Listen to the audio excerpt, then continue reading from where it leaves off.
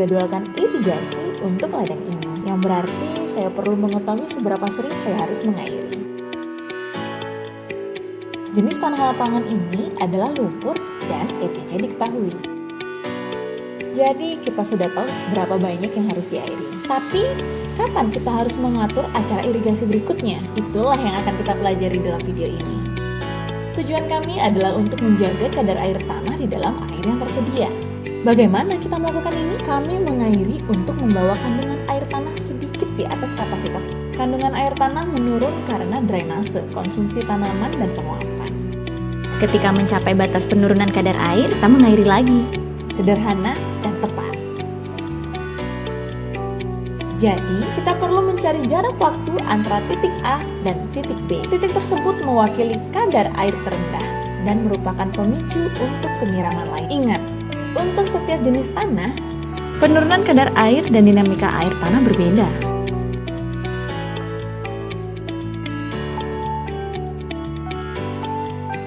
Mencari interval waktu dapat dilakukan dengan menggali dan mengevaluasi kelembapan tanah atau dengan menggunakan sensor atau dengan menggunakan perhitungan yang akan kita pelajari. Tepat sebelum itu, seperti yang Anda ketahui, dengan irigasi presisi, kami tidak mengairi seluruh profil tanah. Kita targetkan pada akar utama, di mana 85% dari akar didistribusikan. Kami menyebutnya zona akar efektif. Dengan metode ini, kita membuat area basah dan kering. Dan saat mengairi, kita perlu memastikan area yang dibasahi mencakup zona akar efektif dan menghitung interval yang sesuai. Untuk menghitung nilai interval, kita gunakan persamaan berikut. RAW dibagi dengan ETC. Mari kita mulai dengan menemukan nilainya dengan RAW terlebih dahulu. RAW adalah nilai yang dihitung. Mengalihkan TAW dengan ambang depresi akan memberi kita nilai RAW.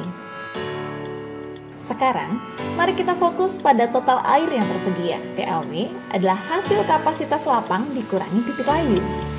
Nilai-nilai tersebut tersedia di tabel tanah FAO di internet. Pilihan untuk kenyamanan Anda. Jenis tanah ladang ini adalah lumpur. Menurut tabel tanah FAO, nilai kapasitas yang diajukan adalah 33% dan titik layu adalah 13%. 33 dikurangi 13 sama dengan 20. Dan seperti yang ditunjukkan pada tabel, 20% sama dengan 200 mm. Memberi kami TAW 200 mm dalam profil tanah 1 meter. Sekarang kita mempersempit angka ini ke zona akar efektif. Juga didefinisikan sebagai area yang dibasahi. Untuk menemukan ini, kita perlu menghitung persentase area basah di lapangan. 100% dari lapangan dibagi dengan jarak antara dripper lines.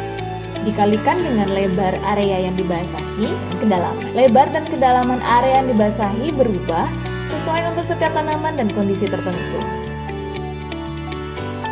Jadi, mintalah penasihat agronomi Anda untuk nilai yang sesuai. Jika tidak, Anda dapat menggunakan angka konstan berikut, lebar 30 cm dan kedalaman 50 cm. Angka-angka ini umum dan akan membantu Anda untuk membuat perhitungan umum. Konsultasikan dengan penasihat agronomi untuk nilai-nilai tertentu untuk mencapai hasil yang tepat. Kami akan menggunakan angka konstan untuk contoh kami. Jarak antara drip line pada bidang ini adalah 1,5 meter. Jadi 100 dibagi 1,5 dikalikan dengan 0,3 dikalikan dengan 0,5 sama dengan 10. Itu berarti 10% dari lapangan dibasahi. Akhirnya, untuk mengukur volume TAW di area basah, kalikan nilai TAW seluruh profil tanah dengan luas basah. 10% dari 200 mm sama dengan 20 mm. Memberi Anda TAW di area basah. Sekarang ke penurunan kadar air. Pengingat singkat, penurunan kadar air berada dalam TAW dan menunjukkan kandungan terendah air yang tersedia di dalam tanah yang telah kita tetapkan. Dalam contoh kita, penurunan kadar air diatur ke 50%. Setelah menemukan nilai yang dibutuhkan, kita dapat menghitung RAW. 50% dari 20 mm adalah 10 mm, dan itu adalah nilai RAW bidang ini. Kembali ke persamaan interval. Kami mengganti nilai RAW. Sekarang mari kita cari ETC. Seperti yang Anda ketahui, nilai ETC berubah setiap hari. Jadi, Anda harus memilih salah satu dari musim, atau lebih tepatnya ETC maksimum tanaman pada tahap pengembangan saat ini. Kapas di tahap ini sedang dalam tahap perkembangan vegetatif, dan ETC maksimal tahap ini adalah 5 mm. Nah, gunakan nilai ini untuk perhitungan. Sekarang mari kita berhitung. 10 dibagi 5 sama dengan 2. Ini memberi kita interval waktu antara peristiwa irigasi. Ini berarti kami perlu mengairi ladang dengan 10 mm air setiap 2 hari. Interval irigasi. Sekarang, kita mengetahui interval irigasi. Kita bisa lebih tepat lagi. Alih-alih maksimal ETC, jumlahkanlah ETC 2 hari terakhir dan mengairi jumlah yang tepat dalam interval perhitungan yang sama. Sekarang pertanyaannya, bagaimana jika kita memiliki nilai yang berbeda dalam persamaan dan intervalnya dalam 3,3? Karena kami tidak dapat mengairi dalam hitungan hari, kami mengumpulkan hasilnya. Dalam hal ini, kita dapat bulatkan menjadi 3 hari. Sekarang, irigasi disesuaikan dengan jenis tanah. Ini akan lebih tepat dan bermanfaat untuk tanaman.